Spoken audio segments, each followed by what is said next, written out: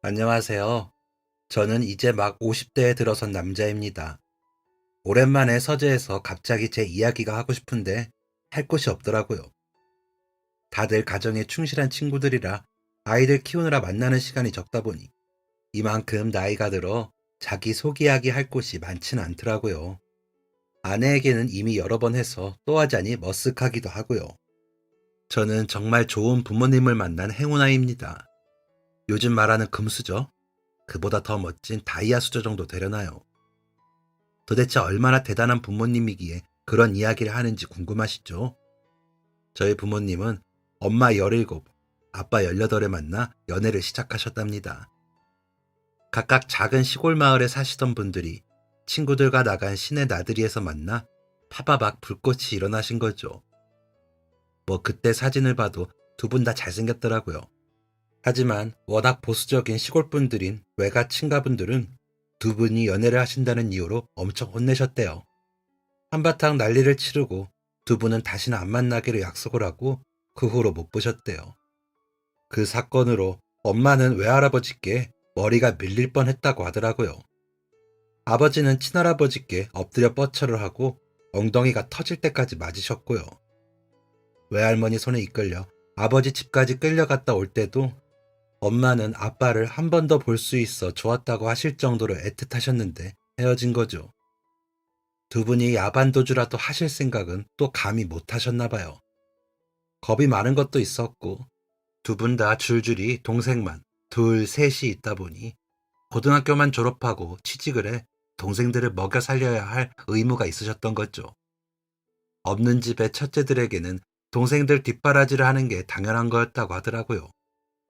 특히나 엄마는 고등학교 가는 조건이 외삼촌들 대학 졸업 때까지 뒷바라지 하는 것이었기 때문에 연애는 언감생심, 그림의 떡이기도 했고요. 그런데도 그렇게 그립고 안 잊혀지더래요. 아빠는 그 마음을 눌러보려 운동도 하고 농사일도 했지만 힘들었대요. 엄마는 밤마다 훌쩍훌쩍 울다가 눈이 짓무를 정도였고요. 그런데도 만나지 않기로 약속을 했으니 지켜야 했고 마음은 힘들어 고생을 엄청 하셨다고 하더라고요. 상사병이라는 게 이렇게 무서운 거죠. 그러다 아빠는 고등학교를 졸업하고 아는 선배가 일자리가 있다고 한 조금 더 큰 도시로 가서 일을 배우셨답니다. 돈 열심히 많이 벌어서 나중에 꼭 자기 식당을 차리겠다는 목표를 세우고서 큰 마음 먹고 고향을 떠나신 거죠.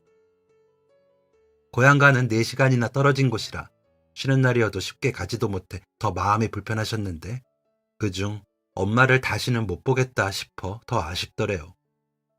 그래서 고향 떠나기 전날 저녁에 엄마 동네에 가 서성여 봤지만 끝내 엄마를 만나지는 못하고 돌아서야 했다고 하시더라고요.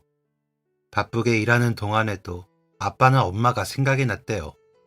2년쯤 일을 하다가 군대도 다녀오고 군대 제대하고 또 일을 하셨답니다. 음료를 식당에 납품하는 일이었는데 새벽같이 나가 저녁 시간이나 돼야 끝나셨답니다. 그렇게 번 돈을 회사 창고에서 자고 견디면서 집에 돈을 보내셨답니다.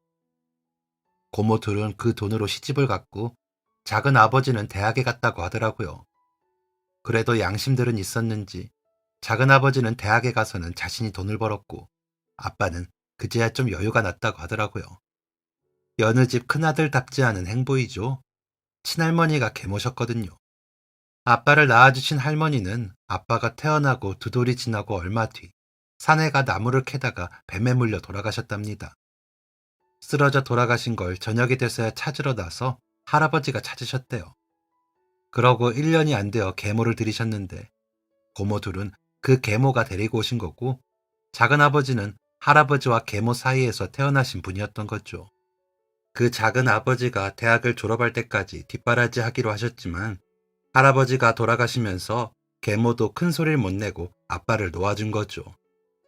고모 둘은 시집갈 때 넉넉히 안 해준다고 우는 소리를 그렇게 하더니 할아버지가 돌아가시니 더 이상 돈 달라 당당하게 말하지는 못하더래요.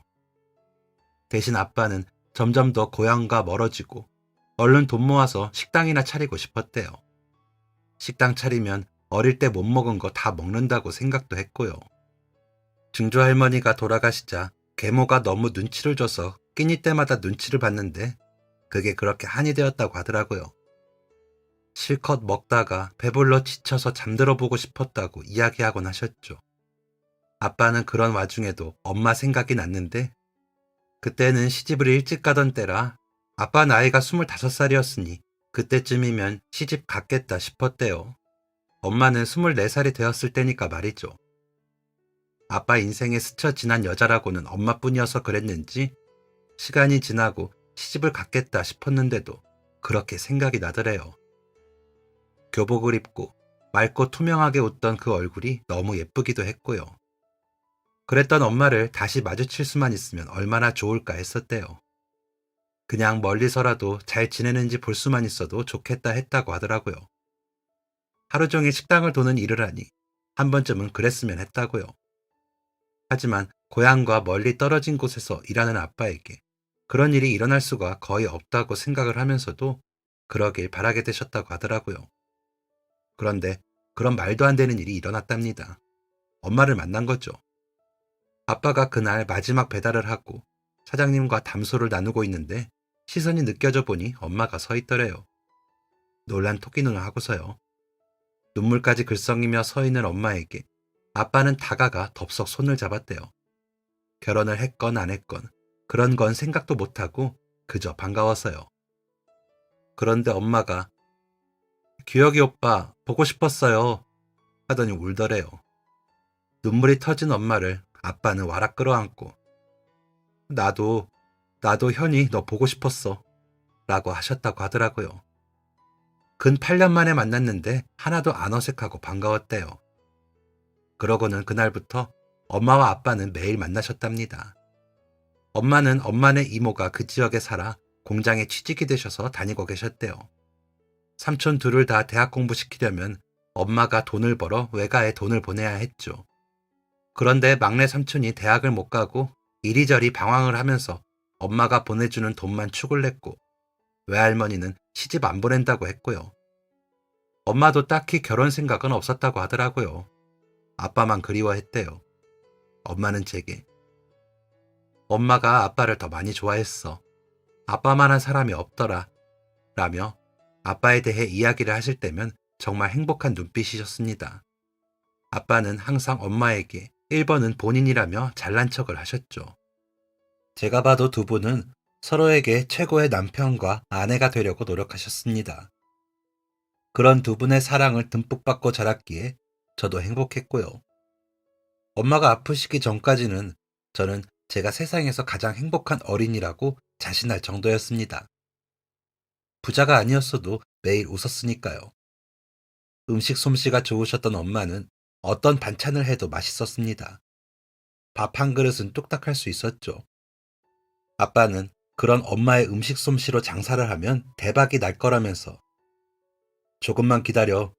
내가 열심히 일해서 돈 모아 장사하자. 그럼 우리 진짜 부자 될걸? 이라며 엄마와 웃으셨습니다. 저도 얼른 우리가 식당을 차려서 부자가 되기를 바랐습니다. 뭔지는 몰라도 엄마랑 아빠가 좋아하는 일이라면 꼭 이루어지길 바랐죠. 하지만 그 소망은 이루어지지 않았습니다. 엄마가 자꾸 기침을 했거든요. 동네 내과에 가서 엑스레이를 찍어도 그저 폐렴이라고 했대요. 큰 병원은 병원비가 엄두가 안 나 가볼 엄두도 못 냈다고 하더라고요. 그런데 조금 무리를 해서라도 큰 병원에 가봤어야 했습니다. 엄마는 폐암이었습니다. 공장에서 오래 일을 한 탓인지 왜 증조 할아버지를 닮은 탓인지도 모르겠지만 30살도 되기 전에 엄마는 폐암 말기라는 진단을 받았다고 하더라고요. 그때 제 나이가 6살이라 어떻게든 엄마를 살려야 했답니다. 그래서 엄마의 치료를 위해 저를 외가에 맡기려고 갔다가 외할머니가 아이고 어릴 적부터 도움이 안 돼. 연애한다고 쏘다니기만 하고 이제 애까지 맡기려고? 됐네. 우리 아들 둘 뒷바라지 하는 것만으로도 벅차. 출가 외인인 딸 목숨줄이야 자네 탓 아닌가? 상 치를 때나 돼서 연락하던가. 애 데리고 가. 염치가 없어. 그렇게 시집 늦게 가라고 했더니 지 동생들 앞가림도 못하게 갈 때는 언제고 이제 와서 짐을 맡기려고 해. 라며 냉정하게 하는 바람에 저를 그냥 데리고 나오셨대요. 친가에는 갈 생각도 안 했고요. 갔다가 무슨 꼴을 더 볼지 몰라서요. 그래서 그냥 아빠는 저를 주인집 할머니께 부탁을 하고 엄마 병간호를 하셨습니다. 아침에 일어나 저와 함께 병원에 가 엄마 아침 먹는 걸 도와드리고 병원에서 함께 점심 먹고 저를 집에 데려다 놓으시고 다시 병원으로 가셨습니다. 그리고는 저녁 먹기 전에 오셨죠. 저는 그때까지 주인 할머니와 있고요. 저를 재우고 밤에 다시 병원에 가셨는지는 모르겠습니다. 어떤 날에는 살짝 눈을 떴을 때 아빠가 없는 날도 있었거든요. 엄마는 매일 아침 저를 만나면 입에 찬 호흡기 너머까지 보이게 웃으셨습니다. 밤새 잘 잤냐고도 물으시고 얼굴을 쓰다듬으면서 눈을 떼지 않으셨습니다. 그런 엄마를 아빠는 수건에 물을 적셔와 얼굴부터 팔, 목 주변을 닦아주셨습니다. 저는 그런 부모님의 모습도 보기 좋았습니다. 진심으로 사랑하는 게 보여서요. 하지만 엄마가 아픈 건 너무 싫었습니다. 엄마가 안 아프시길 바랐죠. 엄마는 매일 헤어질 때마다 우리 명석이 사랑해. 엄마가 얼른 나을게. 약속. 이라고 하시곤 하셨죠. 하지만 그 약속도 엄마는 지키지 못하셨습니다. 병원에 입원하신 지 2달 만에 돌아가셨다고 하더라고요. 저는 그 시간이 얼마간이었는지 헤아리지 못했는데 아빠가 그러시더라고요. 엄마는 제가 뱃속에 생겼다는 걸 알 순간부터 매일 편지를 쓰듯 일기를 쓰셨답니다. 어떤 날에는 3장도 넘고 어떤 날은 한 줄일 때도 있고요. 그런데도 엄마는 하루도 빼먹지 않고 제게 글을 쓰셨습니다. 병원에 입원하고 나서는 글자가 많이 흔들려 알아보기 힘든 글자들도 많고 내용도 더 짧아졌지만 그래도 매일 사랑한다고 하셨죠. 저는 엄마가 남긴 그 일기장들을 매일 읽다가 마음이 허전할 때마다 읽으며 자랐습니다. 아빠는 엄마가 돌아가시고 더 열심히 일하셨습니다. 여전히 식당을 차리는 꿈을 마음에 품은 채로요.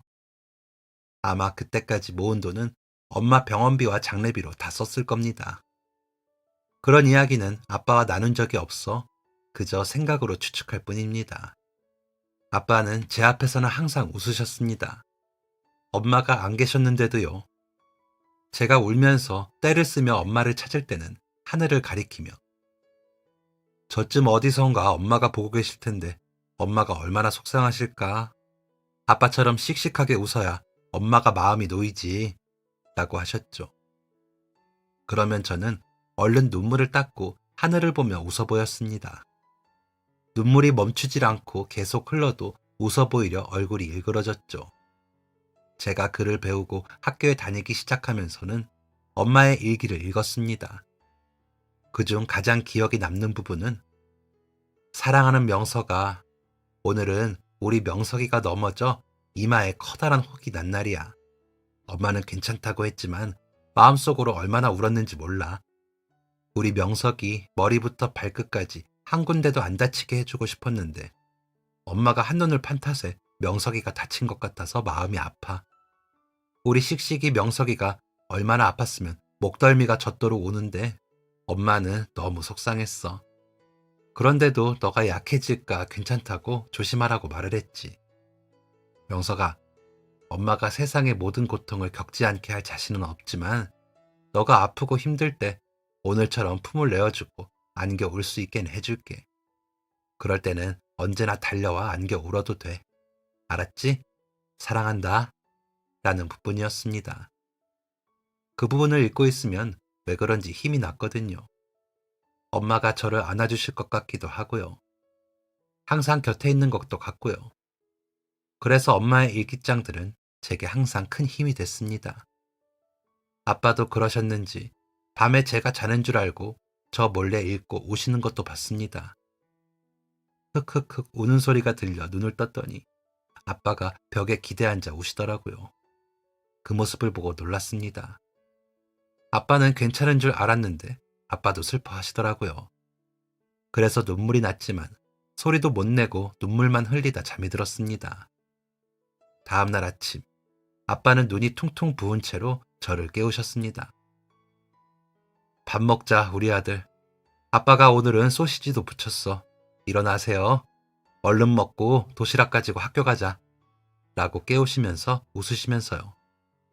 저도 퉁퉁 부은 눈으로 모르는 척하며 일어나 밥을 먹고 학교에 갔습니다. 아빠는 새벽에 일을 하시고 들어와 도시락을 싸고 아침을 차려주시고 학교에 보내신 후에 다시 일을 하러 가시곤 하셨습니다. 나중에 안 사실이지만 이 아침을 위해서 아빠는 새벽에 더 일찍 일을 가셨더라고요. 그래야 아침 장사 하시는 곳에 안 늦고 음료를 배달할 수 있으시니까요. 제 아침과 저녁은 절대 빼먹지 않고 챙기시려고 아빠가 잠을 줄이고 더 힘들게 일하신 거죠. 그런 분들의 사랑을 받고 자란 아들이 저입니다. 희생이 무슨 사랑이냐, 편한 대로 생각하는 철부지라고 하시는 분도 있겠죠. 하지만 저희 부모님은 항상 저에게 사랑하신다고 하셨습니다. 엄마는 일기에 그 사랑을 남기셨고 아빠는 매일 아침 사랑한다고 하셨죠. 그 말뿐만이 아니라 저는 그 사랑을 오롯이 느끼며 자랐기에 알 수 있었습니다.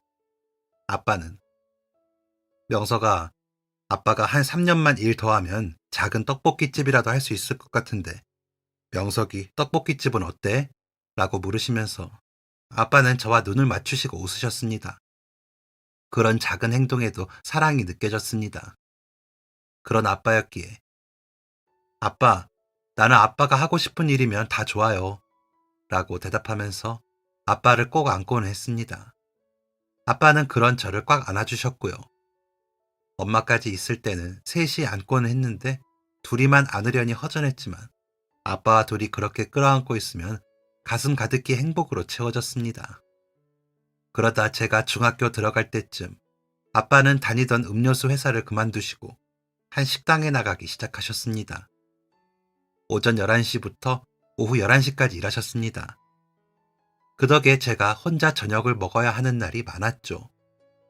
아빠는 그게 마음에 걸리셨는지 토요일, 일요일 저녁은 저더러 아빠가 일하시는 식당으로 나오라고 하셔서 저녁을 먹여 보내곤 하셨습니다. 사장님은 여자분이셨는데 아빠를 친동생처럼 여기신다며 내가 음료 배달하면서 거래처의 일을 이 정도로 잘하는 사람 처음 봤어. 그래서 내가 꼬셨잖아. 같이 일하자고. 그러니까 눈치 보지 말고 먹고 싶은 거 있으면 이야기해. 이 아줌마가 다 해줄게. 라고 하시면서 큰 소리로 웃으셨습니다. 그 모습이 마치 장군님 같았죠. 아빠는 그런 사장님이 너무 고맙다고 하셨습니다. 원래는 식당 비법 같은 건 잘 가르쳐 주는 게 아닌데 배워보지 않겠냐고 먼저 제안을 하셨다며 요즘 세상에 그런 사람이 없지 라며 진짜 누나처럼 대하시곤 하셨습니다. 누님이라고 부르셨거든요. 사장님의 남편분은 다른 가게를 운영하시면서 두 분이 그 동네 돈은 다 쓸어 담는 중이라고 하시며 아빠도 그런 맛집 사장이 될 거야. 5년만 기다려. 라며 다짐을 하시곤 하셨죠. 저는 그런 아빠를 믿었습니다. 아빠의 오랜 소원이었으므로 당연히 이루어질 것이라고 생각했죠. 아빠는 주방 일부터 부지런히 배우셨습니다. 매일 파스로 등을 도배하셨죠. 식당이 쉬는 날에는 집안일을 하느라 바쁘셨습니다. 저는 그때부터 공부에 재능이 있어 그 핑계로 집안일을 좀 멀리했죠. 평일에 돌려도 되는 빨래를 미루고 둔다던가 화장실 청소를 미룬다던가 그러면서요.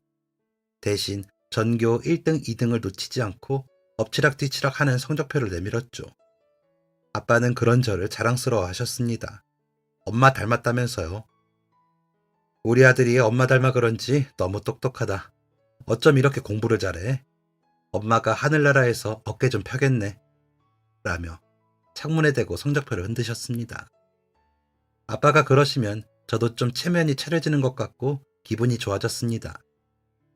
그래서 다음에도 또 잘하려고 열심히 공부했습니다. 그러고 싶었습니다. 아빠는 그런 제 마음을 아셨는지 제가 맡은 집안일을 좀 미뤄도 아무 말 않고 해주셨습니다. 저는 감사한 마음을 편지로 대신했고요. 어떤 날은 아빠를 위해 술상을 차려놓기도 했고요. 술이 약한 아빠는 밖에서 술을 잘 안 드시고 집에서 진짜 한 잔만 드셨거든요. 맥주도 한 잔, 소주도 한 잔, 아빠는 항상 한 잔만 마셨습니다. 이렇게 한 잔 마시면 잠이 잘 와. 나른해지거든. 아들, 나중에 술 마시고 싶을 때 아빠한테 이야기해. 아빠가 가르쳐 줄게. 술은 어른한테 배워야 하거든.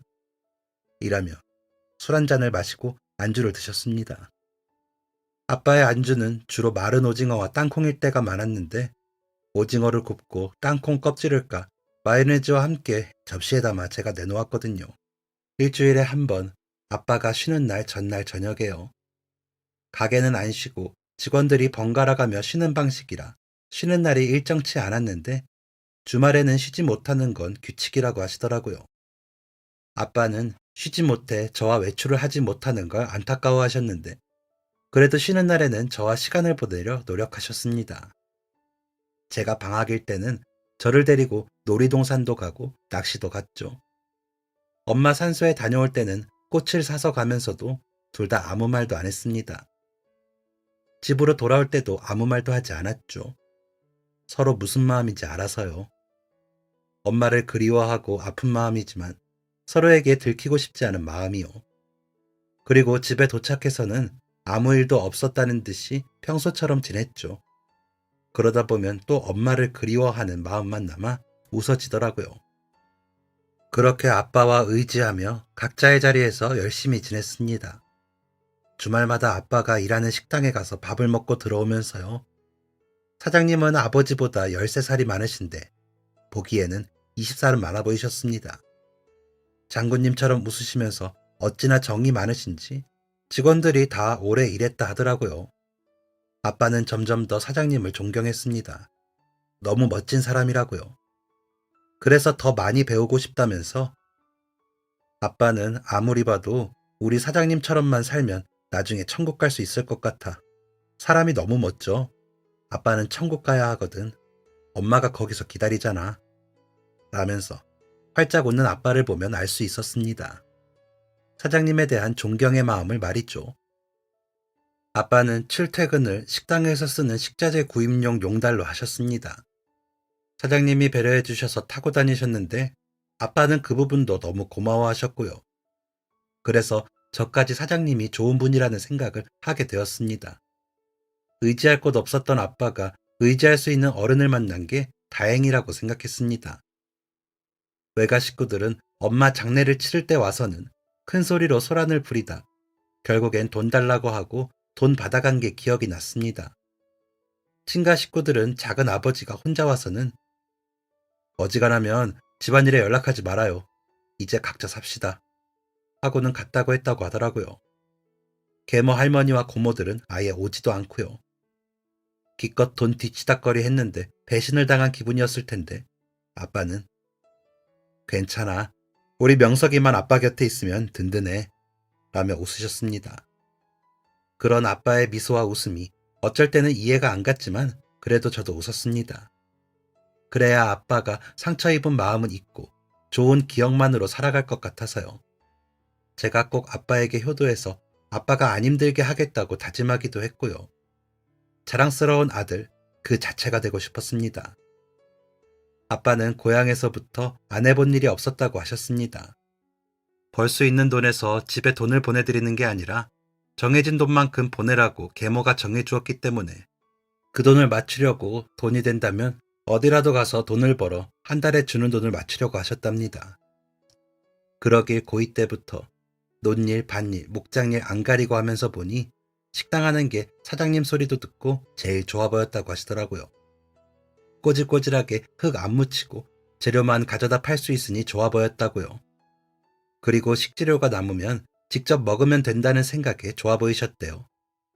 그런 아버지가 드디어 식당 일을 하실 때는 너무 감격스러우셨겠죠. 아빠가 일하시는 식당에 가서도 엄청 예의 바르게 행동하려고 애를 썼습니다. 사장님과 다른 이모 삼촌들은 저만 보면 반가워해 주셨고 친절하게 대해 주셨습니다. 아빠가 일을 잘 배우신 탓이라고 하시면서 제 머리를 헝클듯이 쓰다듬으셨죠. 아빠는 저를 맨 처음 인사시키던 날처럼 웃으면서 저를 살피면서 일을 하셨습니다. 저도 제법 자라 중3이 될 때까지도 아빠는 저를 어린아이 보듯이 하셨죠. 가스불도 못 쓰게 하셨고 음식도 간단한 음식들로 저녁을 준비해 놓고 나가셨습니다. 아빠가 해놓은 음식은 엄마의 음식들만큼 맛있어서 혼자 먹어도 좋더라고요.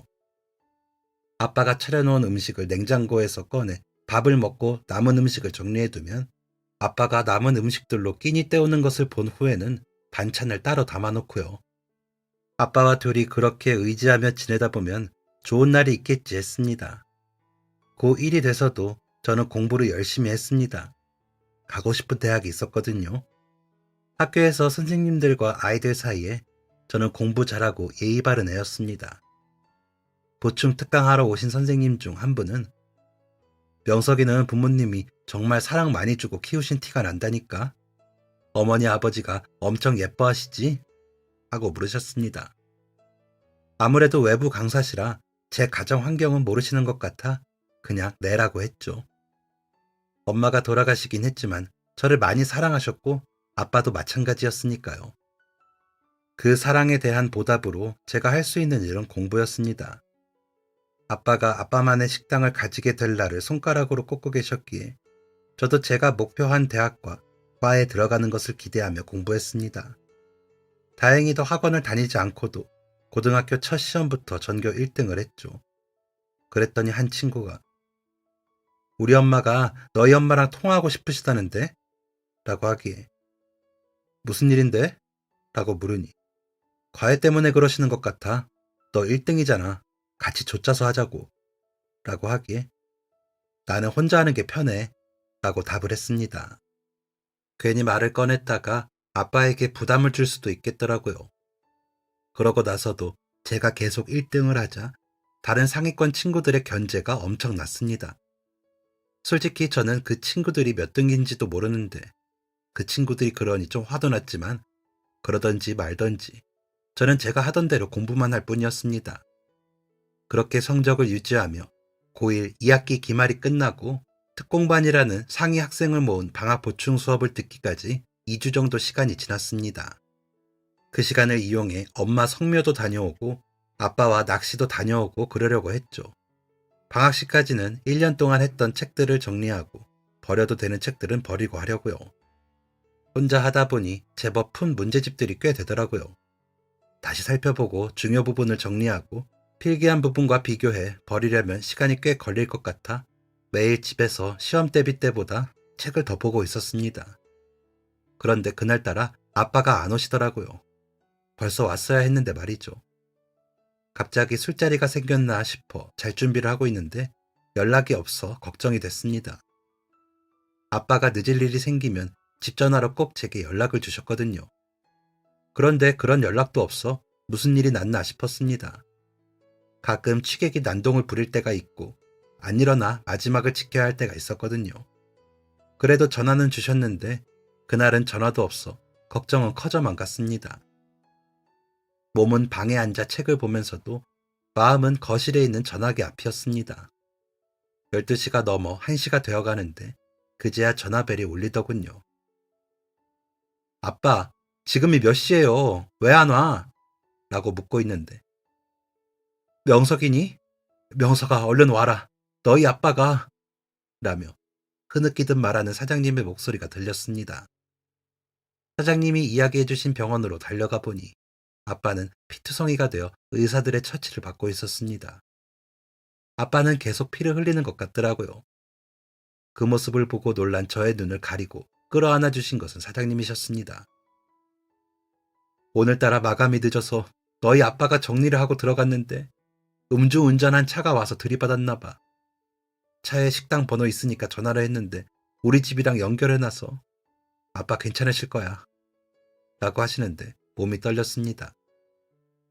엄마가 떠나실 때도 모두가 괜찮을 거라고 했는데 괜찮지 않았거든요. 엄마처럼, 아니, 엄마보다 더 준비가 되지 않은 채로 아빠와 이별을 할까봐 두려웠습니다. 고작 17살짜리가 아무도 없는 세상에 남기는 싫었습니다. 두 손을 모으고 기도했습니다. 제발 우리 아빠 좀 살려달라고요.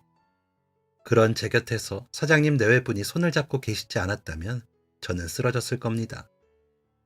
아빠의 이름이 불리고 보호자를 찾는 목소리가 들려 고개를 들면서도 저는 숨이 멎는 것 같았습니다. 아빠는 거친 숨을 쉬면서 저를 보더군요. 슬픈 눈을 하고 뭐라고 하고 싶은데 말이 나오질 않는지 웅얼거리기에 아빠 알았어. 아무 말도 하지 마. 의사 선생님들이 고쳐주실 거야. 라고 하자 아빠가 희미하게 웃었던 것 같기도 합니다. 그러더니 아빠의 숨이 멎더군요. 제가 아빠를 부르며 큰 소리로 울부짖는데도 아빠는 눈을 뜨지 못하셨습니다. 여기저기 난 상처에서는 여전히 피가 나도 아직 아빠의 체온이 남아있는데 아빠의 숨소리는 더 이상 들리지 않았습니다. 제발 꿈이길 바랐습니다. 하지만 어느새 저는 장례식장에서 조문을 받고 있더라고요. 그 과정에서도 사장님 내외분이 성심성의껏 도와주셨기에 가능했습니다. 울기만 한 것 같은데 정신을 차려보니 아빠는 어느새 엄마 곁에 앉히드셨습니다. 엄마가 돌아가실 때 부부묘를 하시겠다며 공동묘지 땅에 비용을 지불하셨다며 나중에 아빠가 엄마 곁으로 가거든 꼭 이 자리에 해줘야 한다 라고 하실 때는 아직 먼 이야기를 뭐하러 저렇게 할까 싶었는데 실제 일어나고 나니 괴로웠습니다. 저는 그렇게 세상 어디에도 의지할 곳이 없는 고아가 되었습니다. 만 18세가 되지 않아 기관으로 가야 할 수도 있다며 사장님이 알아봐 주셨는데 후원자가 있으면 지내던 대로 지낼 수 있어 사장님이 후원자가 되어주셨습니다. 그러시더니 명서가 우리는 자식도 없고 그래서 가게를 너희 아빠한테 물려주려고 그랬어. 그런데 이렇게 되어버렸네. 어쩜 좋은 사람이 왜 이런 일을. 사고 낸 가해자 처벌받는 것도 우리가 알아서 최대한 받게 해달라고 해볼게. 변호사님께 부탁해볼게. 그리고 명석이 공부 잘하잖아. 아빠가 매일 자랑했어. 너만 잘 크면 된다면서. 그러니까 명서가 아빠 소원대로 공부 계속 열심히 해서 목표한 대학 꼭 가야 돼. 알았지? 뭐든 필요하면 다 이야기해. 우리가 있는 힘껏 도울게. 라고 하셨습니다. 저는 신세를 질 수가 없어 괜찮다고 말씀을 드렸지만 사장님은 제 손을 꼭 잡고 내가 너희 아빠한테 면목 없지 않게 할 수 있도록 해줘. 안 그러면 내가 너희 아빠를 어떻게 봐? 라면서 눈물을 막 흘리시더라고요. 그렇게 말씀하시는 사장님의 모습을 보며 저도 함께 울었습니다. 그리고는 방학 기간 동안 짐만 정리했습니다. 제 짐뿐만 아니라 아빠 짐까지요. 입고 벗은 옷을 세탁은 못하고 개어서 봉투에 담았습니다. 땀 냄새가 범벅이었지만 그 옷을 버릴 수가 없더라고요. 혹시나 곰팡이가 날까 걱정이 되어 제습제까지 넣어 잘 묶어 놓았습니다. 아빠 물건은 하나도 버릴 수가 없었습니다. 엄마의 일기장처럼 느껴졌거든요. 엄마가 매일 저를 생각하고 재우며 쓴 일기장처럼 아버지 생활 흔적은 다 저를 향한 사랑의 고백이었습니다. 낡은 운동화까지도요. 제 발에 작아져 못 신게 써서 새로 산 운동화를 신으려 버린 운동화를 아빠 발에 맞는다며 신었던 아빠의 그 흔적들 모두가 저에 대한 사랑이었습니다. 운동화를 새로 살 때 또 발이 작아져 불편하면 언제든지 바꿔 신으라고 한 치수 더 큰 신발을 사줬거든요. 남자아이는 발이 빨리 자란다면서요. 그때는 좋았는데 지나고 보니 아빠 신발도 새로 사야 했는데 제 신발만 2켤레 사고 아빠는 헛것을 신었던 거였더라고요.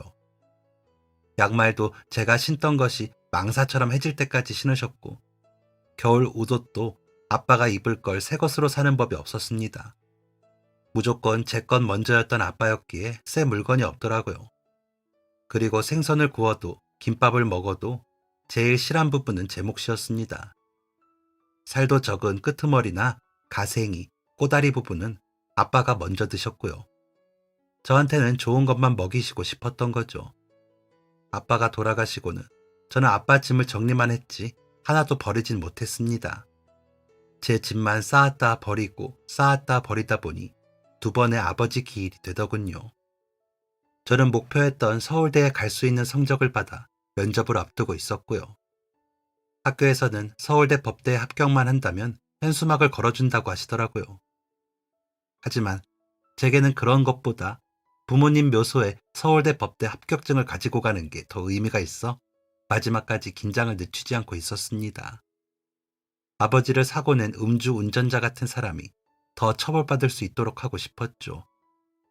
아빠가 아는 최고 높은 사람이 우리나라 법관이라는 말에 법대로 정했지만 구체적인 목표가 생기니 꼭 법대에 들어가야만 했습니다. 엄마랑 아빠가 하늘나라에서 어깨 펴고 으스대며 지내실 수 있을 것 같아서요. 사장님 내외부는 제가 사법고시를 합격하는 그날까지 지원을 해주시겠다며 우리가 할 것도 없지만 명석이가 좀 편하고 넉넉하게 공부했으면 해서 도움이 되고 싶어. 내가 이 나이 먹고 자식도 없는데 잘 되는 친척 아이한테 투자하는 거야. 부담 가지지 말고 학교나 부지런히 다녀. 라고 말씀을 하시더라고요. 그때까지도 매달 용돈을 30만 원씩 주셨는데 등록금도 도와주시면서 용돈도 매달 70만 원씩 주시겠다고 해 저는 너무 많다고 사양을 했습니다. 그런 저에게 명서가 우리가 그 정도는 할 수 있어. 괜히 아낀다고 하다가 나중에 더 힘들어지지 말고 우리가 하자는 대로 해. 우리나라 최고 대학 다니는 사람이 돈이 모자라면 안 되지. 라며 웃으셨습니다. 합격자 발표가 나고서는 저는 학교에서 가까운 자취방을 구했습니다. 아빠가 모아놓으신 돈과 보험료로 하려고 했는데 그마저도 사장님이 도와주셨죠. 그러고는 매주 새 반찬을 해서 가져다 주시고 청소며 빨래까지 해주셨습니다. 제가 있으면 부담스러워할까봐 제가 수업을 간 사이에 와서 해두셨더라고요. 우렁이 각시처럼 말이죠. 그런 사장님을 보면서 아빠 생각을 많이 했습니다. 아빠가 그렇게 힘든데도 제가 미뤄둔 집안일을 대신 해줄 때가 떠올랐거든요. 아빠의 짐은 상자에 담아 공부하는 방 한쪽에 쌓아두었습니다. 하나도 못 버렸는데 사과 박스로 5박스밖에 안 되는 아빠의 짐을 도저히 버릴 수가 없었고 지칠 때마다 그 박스와 엄마의 일기장을 보며 버텼습니다. 이번에는 사법고시에 합격해 그 합격증을 부모님 묘소에 올리고 싶었고요. 꼭 훌륭한 변호사가 되어 억울한 사람들을 대변하겠다고 다짐도 했죠. 아쉽게도 졸업 전에 사법고시를 패스하진 못했습니다. 졸업과 동시에 합격을 해 연수원에 들어가게 되었죠. 그 즈음부터 사장님께서 저를 만나면 그러시더라고요. 명서가 내가 딸이 있으면 너를 꼭 사위를 삼을 텐데 내가 딸이 없잖아. 그래서 말인데 우리 조카 한번 안 만나볼래? 내 조카라서 그러는 게 아니라 진짜 애가 참해. 대학도 서울대는 아니지만 좋은 대학 나왔고 라고 하시기에 수줍게 웃었습니다.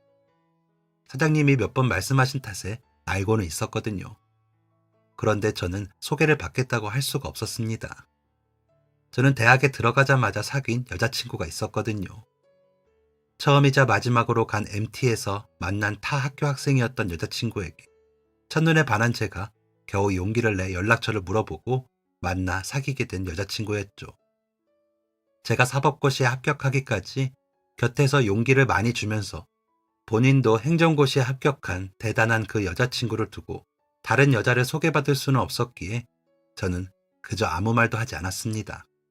좀 부끄러웠거든요. 아직 프로포즈도 하지 않은 상태인데 사장님께 소개할 수도 없고요. 서로 목표를 원하는 만큼 이루면 바로 결혼하자고 약속만 한 상태였거든요. 그러니 웃으며 피하는 수밖에 없겠더라고요. 연수원 기간만 지나면 바로 사장님께 소개할 생각이기도 했고요. 그렇게 또 시간은 갔습니다. 바쁘고 정신없을 때는 시간이 빨리 가잖아요. 연수원을 수료하기까지도 사장님 내외분의 도움이 없었다면 더 힘들었을 겁니다. 여자친구도 마찬가지이고요. 제가 부모님을 닮은 탓인지 마음이 변하질 않더라고요. 제 할 일을 하지 않을 때에는 여자친구에게 잘하려고 애를 썼습니다. 물론 부족했겠지만 제가 성의를 보이자 여자친구도 견뎌주더라고요. 사장님 내외분, 여자친구 덕분에 저는 연수원 수료까지 잘 마칠 수 있었습니다. 가슴이 벅차오르더라고요. 얼마나 고대한 순간이었는지 모릅니다. 하늘을 나는 것 같다는 기분이 그런 기분이었을 겁니다. 사장님은 마지막까지 우리 조카 한 번만 만나보면 안 돼? 라고 하셨습니다. 그래서 사장님, 사실 저 여자친구 있어요. 그간에 도움받으면서 여자친구까지 사귄다고 하는 게 좀 부끄러워서 말씀 못 드렸어요. 졸업식이랑 수료식에도 왔는데 먼저 가야 해서 인사를 못 시켜드리기도 했고요. 곧 정식으로 데리고 올게요. 라고 말씀드리자 좀 서운해 하시더라고요. 하지만 제게 좋은 사람이 곁에 있어 너무 다행이라며 꼭 인사시켜달라고 하시는 사장님 네 분께 그러겠다고 하고는 날짜를 잡았습니다. 사장님 네 분께 인사를 가는 날, 여자친구는 긴장을 많이 하더라고요. 나 마음에 안 드신다고 하시면 어쩌지? 라면서 발을 동동 구르더라고요. 그런 여자친구에게 사장님 네 분들 누구라도 환영하실 분들이야. 여태 나 도와주신 것도 봐. 이제부터는 내가 사장님 네 분께 갚아야 해. 그런데 자기가 같이 있으면 좋겠어. 라며 달래 사장님이 장사하시는 가게로 갔습니다. 가는데 나 여기 아는 것 같아. 우리 이모가 이 근처에서 장사하시거든. 내가 전에 이야기했었지? 라며 그 지역에 와봤다며 반가워하더라고요. 그러면서 가게에 도착했는데 여기가 맞나? 우리 이모 가게 같은데? 라더니 가게 안으로 들어서는데 사장님과 여자친구가 서로 반기면서 부둥켜 앉더라고요. 그 뒤를 이어 들어가는 저를 본 사장님은 명서가 얘야, 내가 소개하고 싶다던 조카. 아휴, 오늘에야 만나네.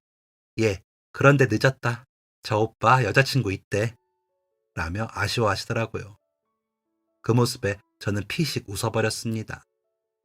여자친구도 저를 보고는 크게 웃더군요. 사장님만 영문을 몰라 어리둥절하시고요. 그래서 제가 사장님이 소개도 안 해주셨는데 저희가 먼저 만났어요. 제가 말씀드린 여자친구가 혜민이에요. 라고 말씀드리고서야 웃으시더라고요. 어머나 세상에, 어쩜 이렇게 이런 우연이, 아니 인연이 있을 수가 있니? 내가 소원 성취했다. 우리 명석이 다른 집에 장가 보내기 너무 아까웠는데 조카 사이가 되는구나. 라며 너무 좋아하시더라고요. 저도 내심 죄송한 마음이 있다가 어쩜 이런 인연이 있을까 싶으면서도 이런 게 운명인 건가? 엄마와 아빠가 하늘나라에서 도와주셨나 싶더라고요. 좋은 사람들과 친인척이 되어 제가 외롭지 않게 해주시려고요. 저희는 그렇게 사장님과 다른 가족들의 축복 속에서 결혼을 했습니다. 사장님이 장모님께 그간 제 얘기를 어찌나 많이 하셨는지 이미 저를 만나기 전부터 저에 대해 훤히 알고 계셨거든요. 저를 만나기 전부터 이미 저를 좋아하셨대요. 저희는 지금 아이도 둘 낳았고 일도 열심히 하며 지내고 있죠. 사장님 내외분, 아내, 처갓집 식구들, 그리고 아이들까지 돌아가신 아빠가 맺어준 인연이라고 생각하니 더 소중하게 느끼면서 만나고 마주하게 되더라고요. 가족이라는 존재는 그렇게 소중하고 고마운 인연으로 맺어지는 거더라고요. 처가에서는 저에 대해 이모님을 통해 들으신 게 많은지 모두 저를 엄청 예뻐해 주시거든요. 이모님은 제가 크는 모습을 다 보셨으니 신뢰가 가겠죠. 장모님께서 특히나 번번이 저를 너무 챙겨주셔서 이모님과 경쟁이 붙을 정도로요. 이런 이야기 다소 닭살스러울 수 있어 아내에게만 하는데 오늘은 괜히 여기저기 말하고 싶었습니다. 그런데 다 하고 나니 잘한 것 같네요. 돌아가신 부모님과 이모님 네 분에게 다녀와야겠어요. 처가는 어제 다녀왔거든요. 또 가면 장모님 몸살 날 것 같아요. 부자라서 다이아몬드 수저가 아니고 좋은 사람들이 주변에 많아 큰 사랑을 받아 제 인생은 다이아몬드 수저입니다. 여러분들도 주변의 가족, 가까운 사람들과의 인연이 좋은 인연이길 바랍니다. 첫눈에 반한 게 아니어도 운명이라 만나지는 거 아닐까요? 운명은 좋은 방향으로 이끌 수 있다고 하잖아요. 행복한 운명이 되시길 바라며 이만 글 줄이겠습니다. 감사합니다. 지금까지 사연 들어주셔서 감사합니다. 사연이 재밌으셨다면 구독과 좋아요를 눌러주세요. 감사합니다. 안녕히 계세요.